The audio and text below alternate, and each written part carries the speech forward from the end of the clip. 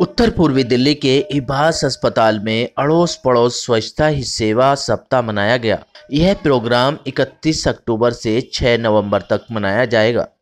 इसी कड़ी में मानव व्यवहार एवं संबंध विज्ञान संस्थान के डायरेक्टर ने सफाई व्यवस्था में हिस्सा लिया और सफाई करके जनता को ये संदेश भी दिया कि हमें अपने अड़ोस पड़ोस में भी विशेष सफाई करनी चाहिए ताकि बीमारियों से अपने आप को बचाया जा सके। भारत सरकार और दिल्ली सरकार के द्वारा स्वच्छता ही सेवा नाम का अभियान चला था पखवाड़ा 15 सितंबर से 2 अक्टूबर तक।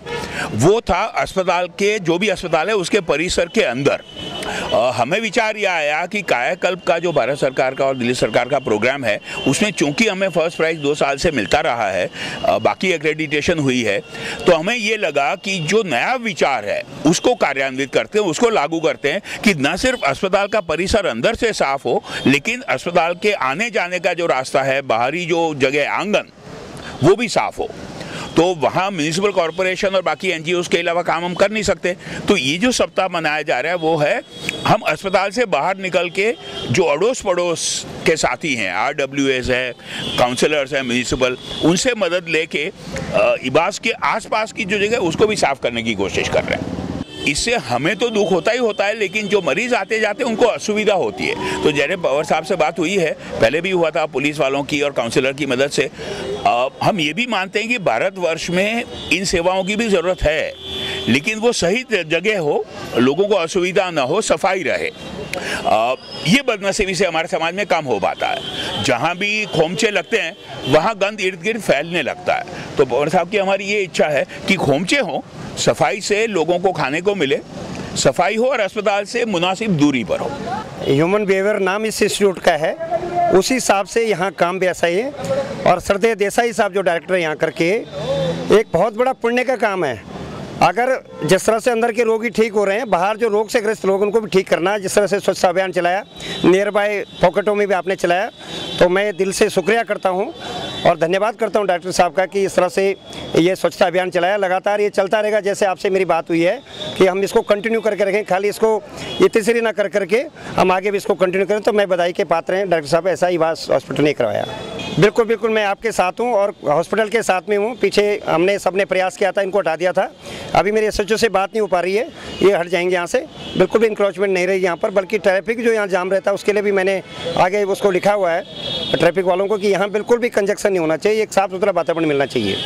मैं इबास हॉस्पिटल की जितनी तारीफ़ करूँ, क्योंकि इतना पेशेंट यहाँ पर आते हैं और इतने अच्छी तरह से, मतलब मैंने GTB हॉस्पिटल देखा, स्वामीनाथन मेरा खुद का हॉस्पिटल देखा, डॉक्टर बड़े चिड़े और नाराज़ी होते हैं, लेकिन यहाँ का जो वातावरण आधे से ज़्यादा तो पेशेंट वैसे ठीक हो रहे हैं। और इंस्टीट्यूट का बोलते हैं भगवान करिए वर्ल्ड बेस पर, वर्ल्ड लेवल पर इंस्टीट्यूट हो, मेरा यही मानना है। और खासकर देसाई साहब, उनका जो स्टाफ है, विजय भांजी जो स्वच्छता अभियान के नोडल ऑफिसर हैं, इनका मैं शुक्रिया करता हूँ। और आप सब मीडिया का शुक्रिया करता हूँ कि आप इस बात को हाईलाइट करते हैं कि एक अच्छा काम, एक शुरुआत कहीं से होती है तो वो आप अपने पेपरों में देते हैं, प्रिंट मीडिया में, इलेक्ट्रॉनिक मीडिया देते हैं। तहे दिल से मैं आपको भी शुक्रिया करता हूँ।